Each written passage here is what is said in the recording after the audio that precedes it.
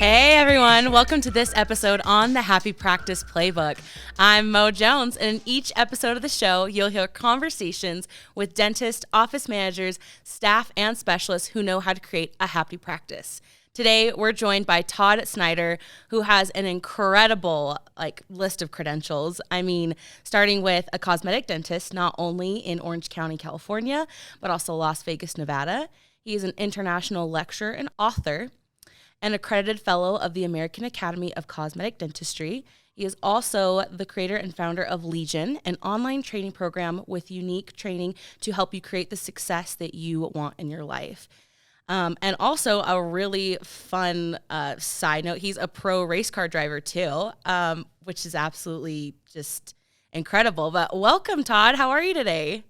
I'm doing great, thanks. Looking forward to having more conversation. Obviously, no one got to hear all the ad-lib fun stuff we were doing before we turned on the microphones, but I look forward to having more fun. I mean, I think our listeners are still going to get plenty of that on this episode today. I mean, we were just getting the ball rolling, and it's only going to go, is it uphill, downhill? Which is the more positive one from here?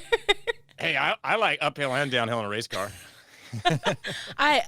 Okay, you are so just knowledgeable and expert in your field in the dental industry. How does being a race car driver just how does that happen? Well, the testosterone flowing through my veins, obviously, from a young boy all the way up till now, still wants to go fast and do fun things, and the race cars is one of them for me. And so when I got out of dental school, I finally had a little bit of time and cash to go do some go-karting, which most pro racers do when they're like 5 and 6. So a little behind the curve, but nonetheless, excelled pretty fast. And the dental office, obviously, where I'm sitting right now, is the golden goose that laid the egg that allowed me to fund and pay for a lot of racing. And then once you get good enough and people know who you are, then you start picking up some sponsors and whatnot and start racing for professional teams. And next thing you know, you're driving on television. So it's been fun.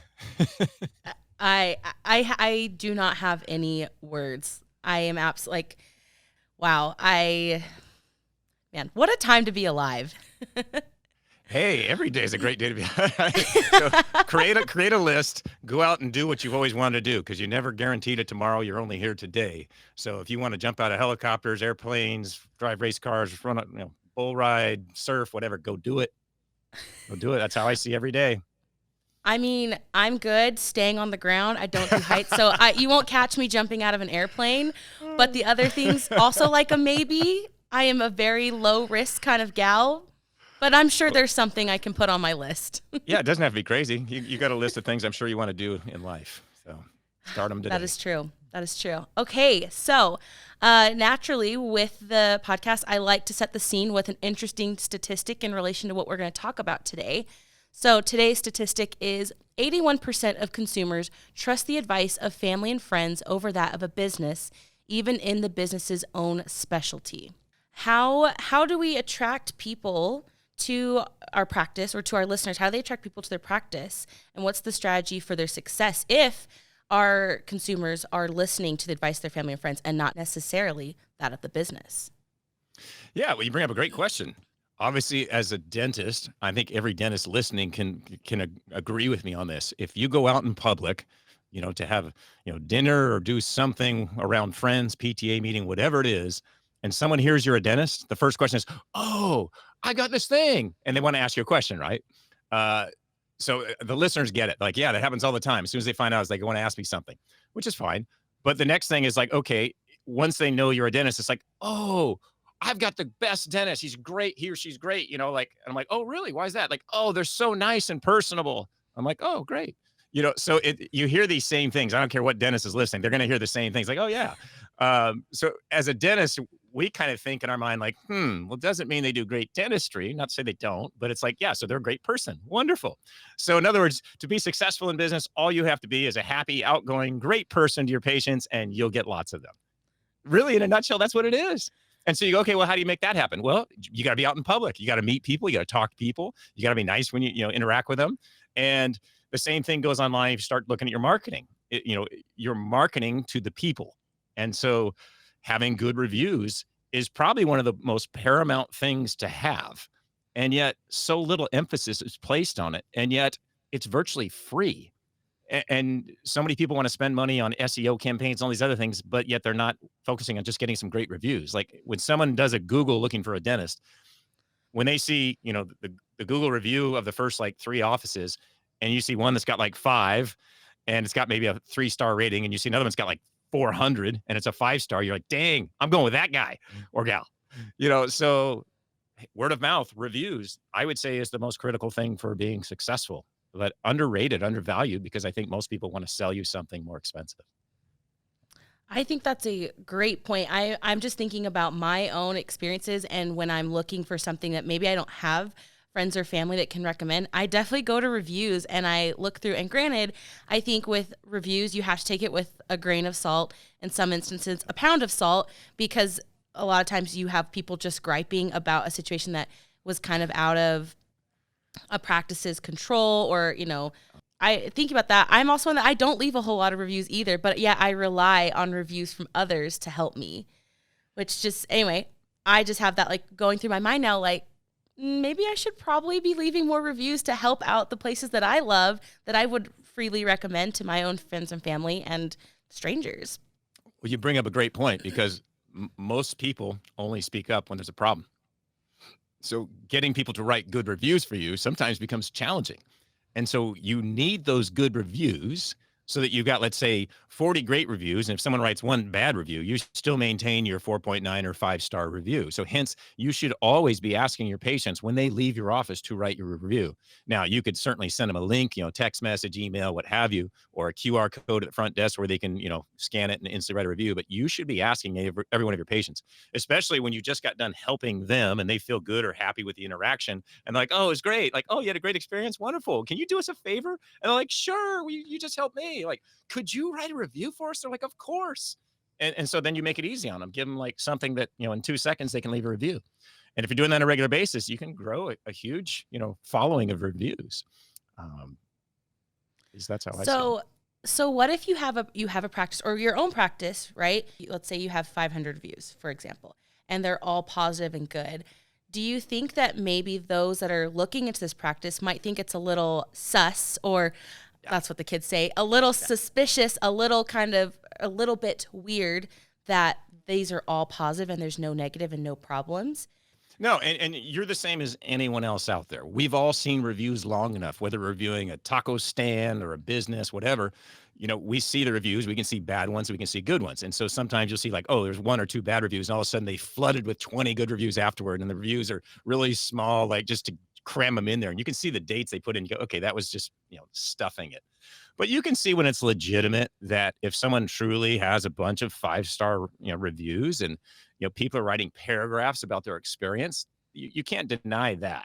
It's when it's really short and someone just goes like 5 stars or 5-star grade, or, you can tell to some extent, but, no one has perfection. So you will find a couple bad reviews. And so then you look at those and go, oh, okay, that was probably a nut patient, And Google will filter them also. So if you go into the filter section, you'll find stuff there too. So I think if someone's been looking at reviews long enough, they can see that. And I don't think there's really many people that don't have, at least one bad review in there. But I think then you look at, okay, how long are the reviews and how far apart are they? Were they just stuffed all together at one point? And that gives you at least a place to start, I feel. And then, once you meet the person, the doctor, then you realize, oh yeah, the reviews were solid. And if not, then you go, okay, trust your gut and leave. Okay, so one more thing to follow up on this review conversation we're having. What is your approach to commenting back on those? Because I think it goes one of two ways. Either one, we have places that will give a almost kind of automatic response, like, thank you so much for your great review, that was great. Or if it's negative, we're so sorry, please contact XYZ. So I think I feel that I've seen it's very automated, or it can get very personal and it's like, thank you so much, we appreciate you. Or with the negative, we're so sorry. Or I have seen where sometimes they've gone into detail. Hey, this is what happened and why you're upset, which for me, I'm like drinking the tea. I have to just see the drama going on. What do you think is the best approach with addressing those reviews, or should it be like a mix of both of those kinds? Well, one of my hats is, obviously, I've got a website company. And so I know a little bit about some of the stuff that goes on the internet and marketing and whatnot. But in talking to different people that are a little deeper in it than they said that you should, because of Google's algorithms, you should respond to every review. Now, I questioned that to some extent. Yes, you can create pop-ups, widgets that pop up on your cell phone or whatever, so you can reply to every one of them quickly. So again, fast response time and a nice, lengthy conversation, kind of like, giving them thanks, but also letting other people know, like, hey, we want to take care of other people like you. So when people are reading it, you're actually talking to the reader. You're not necessarily replying to the person. You are, but ideally you're responding to the person who's reading your reviews, thinking about maybe coming into you. You want to get them to come in. That's your goal when you're writing it.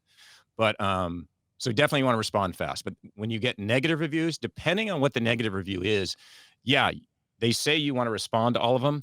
I would tend to say pick and choose how you respond because of HIPAA laws and potential, in creating more problem. And there's a book called The Google Bomb. If you've never read it, turned into huge $1 million lawsuits kind of thing. So be careful how you respond. But I've had like 2 patients that were just totally off the planet, unrealistic, and couldn't see through their own lies. And it's like, I'm not even about to engage them with a conversation. They can leave their bad review and that's it. I'm not going further. So I think you have to decide what it is and how far it could go if you're pushing on them. I think that's sound advice. And I feel as a consumer reading through those reviews, I think being intentional with how you respond to them, as someone who's reading them, I think is more appealing to me and would make me feel like, or feel as if it's an intentional practice in that you do read through these reviews and take them seriously. But also at the same time, you're a business. And so time is money, time is of the essence. So you can't necessarily give a whole paragraph an essay every time. I think it also becomes interesting if it's written from the doctor, because most of the time, like you were saying, it's either automated or it's a cut and paste versus the doctor's writing something, or whoever's writing it at the front desk or whatever, and they put Dr. Smith, Jones, whoever. I think it is even more personal. It's like, wow, the doctor took the time to do that. Now that's personal attention. I want someone who gives me personal attention. Absolutely. Nice little person. I think everyone loves, at least me, I love a little personal touch. It makes me feel valued as a customer, a patient, and for me, I feel that builds loyalty. Definitely. You're not just a number. Yeah. Yes. Who wants to be a number? I want to be a name. I am Mo Jones. Do you not know who I am? That's right. Just kidding. I think another great question that our listeners would love to know is, has it always been easy for you to know who to target or how to attract patients? I think, of course, in the dental industry, I think it's very vast. So how do you know how to specifically target and attract the patients that you want coming into your practice? I found about, 12, 14 years ago that I wasn't getting results that I wanted from my marketing companies. And I try something for 6 to 9 months. You decide it's not working, you're paying money, and then you jump ship, or you ask your friend, who do you use? And you try them for 6 to 9 months, and you jump ship again. And that's when I started diving into creating websites and understanding more of the concepts of, and they continue to evolve, but the concepts of marketing on the internet. And so I've learned enough to be somewhat knowledgeable, but don't claim to be an expert. But what I found is that it's constantly evolving as far as how you market yourself, because the technology continues to evolve, and the ability for us to know who's out there and where they're at and what their desires are. You can market to that. And where in the past we had, let's say, postal zip codes we could mail off mailers or postcards to, and you could pick certain demographic areas. Let's say this is zip code around this household area because it's a higher income or has more education. You could pick and choose what you were looking for. Well, that still was a little blind, even though you're kind of shotgunning an area. And nowadays we've all been on the internet and, let's say, looked at something, whether it's shoes, a purse, golf bag, whatever. And so something you desired that you were looking at on a website or on Amazon, next thing you know is every time you go on the internet on your phone or home computer, you're starting to get display ads, these banner ads popping up with what you were looking at, and they're targeting you to go back and buy it. And so that kind of technology we didn't have before. So nowadays, if someone is hunting for a cosmetic dentist or looking up keywords for veneers, and you have the ability to drop a pixel or a cookie from your website onto them to track them, or you have the ability to put a geo fence around a Mercedes-Benz dealership or a Nordstrom's or whatever that your type of client goes to, you can start to ping these people and continue to hit them up. And in doing so, you're now in front of them. And so the more awareness they have, the more they see you, the more conscious of potentially utilizing you. And that can go even way deeper as far as marketing to them for a matter of months. Um, Again, if you're putting out valuable information, they're like, wow, this person is amazing. The information, content, and things that I've learned, I got to go talk to them. And so you can literally, go after the exact type of clientele you want in that sense nowadays. But yet I don't hear many companies talking about that in the dental world. It's usually, hey, we can do SEO, we can do pay per click, we can build a website. And it's like, honestly, most of that stuff in my mind is unnecessary nowadays. There's way better ways to approach attracting people and converting them into a client. So we're in a world where it's immediate gratification, and honestly, 30 seconds is really the attention span people give. So what makes up that valuable information that's going to capture people's attention and to want to investigate further or dig deeper into our listeners' practices, or even for you, in order for them to want to come and really come to you? Yeah. Well, it's different for every office, obviously. Mm-hmm. And so, we mentioned Legion earlier, so I'm going to mention two things. Okay. Singularity. What is your unique singular thing that you do that no one else does? Like, what does Mo Jones do that's unique to her and her great smile and laughter that is contagious that people want to go talk to her, right? So that is your singularity. And you know that. You know you've got that gift. And You're making me blush. Oh my goodness. So that's the same thing with you, the dentists that are listening. You have a uniqueness about you, doctor.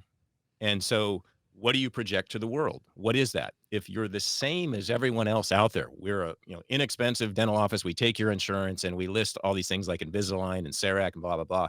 Most patients don't know what all those terms mean. If you say you've been to Coyce or Spears or all these places that you've trained, again, patients have no clue what that is. It goes right over their head. And so you're not really attracting them in a sense that's propelling them to want to work with you. Yeah, you got a pretty website with someone smiling on it, the same as every other dentist. And so there's no attraction there that keeps them on that page unless you're just close to their office and you have a cheap discount or you take their insurance. So you got to ask yourself, is that the client you want? Now you may say, well, I want everyone. Like, well, as a business owner, usually you're strategic in wanting a specific type of person. And if you get others, that's great. But you usually go after a certain type of person that wants a certain type of product or service. And again, dentistry doesn't do that. It's kind of like we treat everyone, we do everything. And what I found early in my career was the more you can, and this holds true for many industries, if you can be focused on saying, this is the product I offer in this unique type of instance, this singular thing, you'll have more people coming to you for that unique singular item. And you can still, once they get here, say, oh, we do hygiene, we do root canals, we do extraction, we do everything else. But you came here for a reason. What is that reason? That's how you should be marketing yourself, especially nowadays, because it's far easier when people perceive you as the only person that does what you do, as opposed to, well, everyone's the same, so I'm just going to pick the person closest or cheapest or takes my insurance. And so we call that a singularity. So we help people find out what theirs is to be unique in their industry. And every business that's out there, whether it's UPS, Costco, whatever, they all offer a specific thing. And it's usually in their mission statement, like, we do this. Doesn't say they don't do other things, they do. But they do one thing well, and that's what people go to them for. And so you're a business. You're a dentist, but you're a business. And so what you try to provide as far as services and who you want to attract could be unique. And when it is, you can actually do better, in my mind, than just trying to shotgun the world and say we do everything for everyone. A master of one versus a jack of all trades?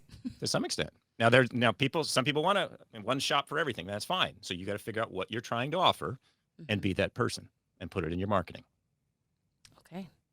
So now, right, you have this patient that has come in, they've come for veneers, they're getting all these other services. So now how do you get them to buy on to a new idea, a new service you're offering that maybe they wouldn't think to come to you for, or because you're the expert in veneers and you are saying, hey, we're now offering this too. How do you ensure that patient confidence and to get them to continue their loyalty with you and buying into that, saying, heck yeah, let's do it?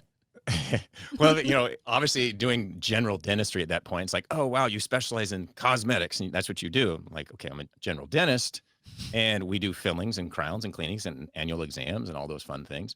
And so if they know that, they're instantly, in my mind, they've already bought into being with you if they've had veneers done or they've experienced your office and how you're different or unique. And so they've already experienced that enough that they said, yeah, I'm here. I want to be here. And so then it becomes, oh, you add those on, you do those things too? Oh, perfect. I'll just stay here. So it's not really like you have to sell them on anything or convert them or switch them or get them to buy it. It's almost a done deal because they already have been with you, they've experienced you, and they know how you interact with them, and they know how your office works. They know the caliber of, service and offerings that you've provided to date. And so from there, it becomes a no-brainer if they've liked what they've experienced. And so for me, it's like, okay, we'll take extra special care of you. We'll spend extra time with you. We'll go above and beyond, which they might not have gotten in a previous office if it was more of the, hey, we got to run and gun. We're on insurance timelines and whatnot. And or maybe they're like, I was in an office where I saw a different person every time I went in. And so again, you're playing to that person. If you are the fit for what they're looking for and they showed up, you will continue to bolster that relationship. But if you burn the relationship because you did one thing and they liked it, or they were kind of borderline liking it, and then you start playing games, or you cancel them a lot, or you don't spend time with it, whatever, that may feel to them like, oh well, now I'm back in the old office, I might as well just go there. So you have to figure out again, what is your singularity, and you have to stick to that because patients want a specific thing. If I have a patient that wants very inexpensive dentistry or is on an HMO, they're obviously not my client. I can't treat them. Because I'm not on HMOs, but Mhm. there are certain people that can be with you and others that cannot. And so again, once you've pulled someone in that has resonated with them, that it should be very easy to already have a great experience with you to then transfer over and go, oh, well, you do normal stuff too. Yeah. Well, that's everyday dentistry. Of course we do that. And so you're playing to their comfort and their joy or enthusiasm for being with you already. And so I don't think it's very hard to get them to stick around or shift their, to doing other procedures with you. Now, granted, it might be different, I guess, if you're offering another specialty, like, hey, I'm a cosmetic dentist, but I do root canals, which is an endodontist specialist. They might be like, Mhm. maybe, that may be a question. But if it's regular stuff, I don't have a problem with it. When you're growing, when you're growing your patients, okay, so you're saying meeting the comfort of them. How do you manage that if you're continually growing and you have a massive like patient base? Well, and again, that goes back to your singularity. What's your model? If your model is to treat lots of patients on insurance, then my model that I'm telling you that's working in my office may not work for you. And so we go into depth of saying, okay, first let's define what your model is. Or if you don't know what it is, which many don't, then we need to define what that is and then go from there. Because I can't tell someone like, hey, go spend an hour with a patient, don't charge them a dime and give them the world. And they're like, "Well, I'm on insurance plans. I can't do that. I'll go backwards. And like, so it really isn't one pathway. There are numerous pathways. And so I have various dentists that are on HMO, Medicare, PPO, whatever kind of things all in one office. And they do have to run and gun more quickly. But we've shown them ways based on their input with us of how they could be more productive. And so every office is uniquely different. And so for me, I pull in a certain caliber of person that wants something done cosmetically. And I spend a lot of time, whether it's an hour, hour and a half, and I go through things they've never heard before or they don't remember hearing it. And so it's so over the top caring and giving that they're like, wow, no one has spent this much time and explained so much and given me so much. And then the experience wasn't just with me, it's my staff, my front office, the way that they interact and spend a lot of time with them on the phone. And, they're personable and, everyone is acting as though this is a family member or significant other and giving them the world of their time and attention. And in doing so, that value is created that they want to stick around and do other things. And that will not work for all offices, like I said. So there are ways to approach it for different offices. So really setting down and figuring out the plan, your singularity, and how it trickles down to, I guess, the rest of your staff and your office will create a more impactful, long-lasting plan for success. Correct? Definitely. Well, then you start looking at how often do offices train? ADA reports 98% of offices don't train. And so you're getting someone that came from a different office or a different place and you didn't do much training. And so you wonder why maybe your office doesn't perform as well because you haven't spent the time, which, time is money. And so I understand people don't block out the time out of their schedule and go, well, I'm paying these employees. We're not making income, but you'll make more in the long run by spending the time to talk to them about your singularity and how you're all going to work together as a team to create a unique environment for these patients. And then from there, you go, okay, phone skills. There's been research that shows that, like 90 something percent of people don't know how to properly talk to someone on the phone as far as interaction, getting them to move forward and say yes. And there's companies that help with that as well. And so you go, wow, if I just spend a little bit of time working on the business as opposed to working in the business as an employee, we could be far more successful. But most people feel that burden of, hey, I just got to keep running on that treadmill every day. I don't have time to stop and, you know, train people and hire a company, come in and do some training. You know, they feel like they're constantly having to hustle if they're on insurance plans and whatnot because of the low reimbursements nowadays and everything the way it is. I get it. But what I've shown many offices is when you take time to actually step back and work on the business and think about what you're actually projecting to the world and who you're trying to bring in and what you're offering, it's amazing how more successful you become and how you're off the treadmill and you're not sweating as much and you're enjoying more of life. I think you bring up a great point as well when we're talking about training our people. When I think of marketing, I'm thinking of just external and how things are getting projected out to the patients and the consumers that you want to bring in. But it sounds like marketing should also be internal, how you're training your staff and giving that information, correct? Definitely. So Because how integral would you say your internal training and getting your practice, your staff on board and where they need to be, how integral is that to your marketing externally?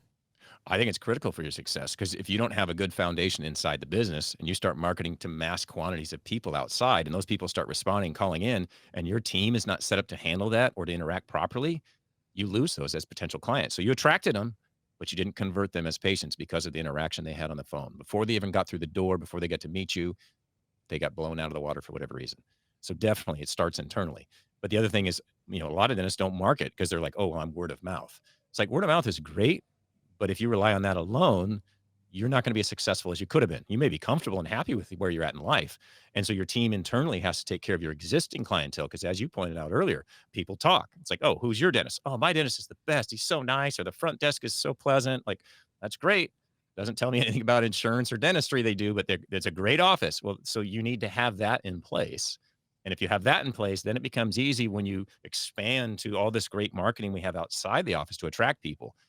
Then it becomes critical that your team is very skilled and capable of handling anything and everything that comes their way. That could be the dental assistant having to phone a new patient, and converting them and asking all or answering all their questions. It's not just the front office; it's anyone who's in earshot of that phone. If it's not being picked up on the second ring, somebody's picking it up. I mean, I scare people when I pick up the phone. They're like, "Whoa, did I get the back line?" It's like, no, I clean windows, I do floors, and I can help you. And they're like, whoa, no one's ever done that. It's like, exactly. That's what I want. We blew you out of the way. We exceeded your expectations. When you said that, I was shocked. Like, you answer the phone? I really don't think I have ever, at least in my experience, been to a practice or place where the doctor answers the phone. I'm really trying to think if I have. And I know if I were to call and the doctor were to answer, I would feel like, did I get the wrong Yeah. did I get the wrong line? Am I calling the right thing? Did I just call your personal number? I'm so embarrassed. Yeah. That's usually the response we get. And some people just hang up. They're like, oh, just click. Which is funny, but at least we've got, we've got Weave. I can see who called. I can have my front office call him back. Hey, we saw that you just called. Like, oh, I got the doctor. And it's like, oh, don't worry. He picks up all the time. He's so great. And so again, they're now, embedding more information to that patient. Like, this is the right place. Our doctor does that. He goes out of his way. He helps us take out the trash at the end of the day. Like they're like, wow, like, yeah, I'm a person. So what if I'm a dentist? I'm a person, same as anyone else. And so again, it's building that rapport and value with that person in many different ways. Do you think in marketing to your patients that you are just a regular person, just like them? Do you think that has helped build your business and make you more successful, or it's just been more of a bonus for you? Well, for me personally, I think being humble and giving, I think has been huge. But for the same token, your external advertising has to be unique, as we talked about earlier. My uniqueness is pushing the fact that, hey, I do just cosmetic dentistry. And there's ways to weave that in there. And nobody necessarily knows that, hey, what a fellow is in the American Academy of Cosmetic Dentistry. So if I just said fellow in the AACD, they'd be like, well, I don't know what the hell that means. Right. But if you can explain what it is and why in some manner that they can see it or they can read it, and then they go, wow, in 40 something years, he's the 77th guy ever to be that. Like, well, what does that say? That guy must be good. And then if you've got content out there, whether it's through, photographs, videos, et cetera, blogs, anything that helps bolster that's what you do and that's what you're good at. which again is free and easy to put out there, you instantly you're creating this concept or this sphere of influence that, since most dentists aren't putting content on a regular basis, if you're putting content out, it's like looking at the heavens. When you look up in the sky, you see a lot of stars. Well, that's all the dentists. There's lots of dentists everywhere. Oh, but there's one giant, huge one, and we call it the sun, but it's just a star, same as everyone else. It's just closer and it's bigger. Well, that's just someone putting out more content. It's more specific content for that type of person they want to attract. Hence, you become so large and visible that people go, well, this is the person to go with. My goodness, look how much stuff they have out there.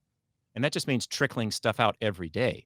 And it doesn't take more than a couple minutes to put some stuff on the internet and learn how to, geotag and meta tag label and all these fun things, which we as dentists typically think, oh my gosh, that's crazy. I don't know any of that stuff. It's all simple. They want you to they want you to think that it's difficult so that you can hire someone to do it. It's inexpensive. It's free.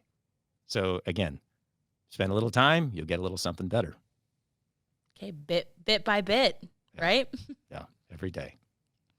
So I think it's very obvious to our listeners that you are an absolute expert and you know what you're doing. You know what you're talking about. So with a career that spans a little over 25 years, right? Yeah, we're 28 now. Yeah. Oh, 28. Yeah. Woo. Man, I'm going to make you feel old. I just turned 28. Oh, shit. I have no problem saying I'm 53. Damn proud of it. It's been a good life. Not to make you feel old, but tell you 94 was a good year. So that's the year I got out of dental school. Yeah, that's perfect. Thanks. Yeah. I apologize. We're done. Walks off the set. What would you say is one fail from your career that others could and should try to avoid in making the same mistake? Well, it's funny. We kind of talked about that, and so I've had failures. Obviously, we all have. Hard for most people to admit those. But what I would say is trying to treat everyone and trying to market everyone, I would say was the first thing that came to mind because we were talking about this. But then the other thing that I found with time was, early in my career, I was eager to treat anyone and everyone, to make a buck because I literally opened from scratch and slept on my floor in my office for the first year. And so what I found was there are certain people you don't want to treat, which is a weird concept for many. But as soon as you've been burned by somebody, you start to recognize that, okay, I need to try and find that person earlier or understand that person earlier so I can dismiss them and not treat them. And in talking to other experts in the industry, I've had people that go, oh yeah, I quoted someone a ridiculous fee of like $150,000 to fix their mouth, thinking that the patient wouldn't bite off on it, that I wouldn't have to treat them because I didn't want to. And the doctor said it was the worst thing they ever did. Even though they, did get all that money, it wasn't worth it. They said you could have paid double, triple. And that was one of the a lecturer I know on the circuit. And I learned that one earlier in the career. It's like, if you don't want to work with them, trust your gut. Listen to the voice inside of you that's telling you this is not a good fit. Instead of seeing the dollar figure and saying, oh, I'm going to make so much money. It's like, no, you're going to lose potential money. You're going to lose, hair and stress and stomach lining, and potentially they sue you. And if they were to win somehow, then they've got, more money and more time from you and your legal fees. And so the biggest thing to learn early in life is, or in your career, is know who to treat and who not to treat. For me, that's my experience. That was my fail is treating a couple people, but I learned quickly, to weed certain people out. And I have ways that I weed people out nowadays. I literally qualify patients. And so people are like, wait, what? So you turn people away and you qualify them, meaning that you've determined if they're going to fit. So instead of the patient thinking they're picking me, I'm picking who I'm working with, and I will turn people away, which sounds like a weird concept, but I can tell you it pays huge dividends. I'm saying that's probably a money tip right there. Literally. Okay, so we are almost out of time, but we always like to leave our listeners with what we call a motivational tip. We're all about puns here, especially on my name. So yeah. Anyway, so if you could have listeners take one page out of your playbook of success, what would it be? Well, let's position it after that last concept there. Cover yourself legally. Because I'm amazed how many dentists don't know all the legal ramifications that they should make sure they've taken into account. So like in California, we have an arbitration agreement, and a lot of hospitals and doctors' offices have those, meaning that if someone wants to sue you, they have to go through arbitration. They can't sue you.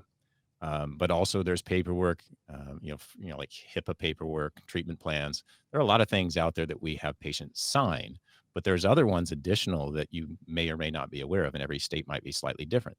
There's what the TCPA Act, I think it was, that you're literally not supposed to call someone on their cell phone and talk to them about the balance they owe you unless they've signed off on that paperwork.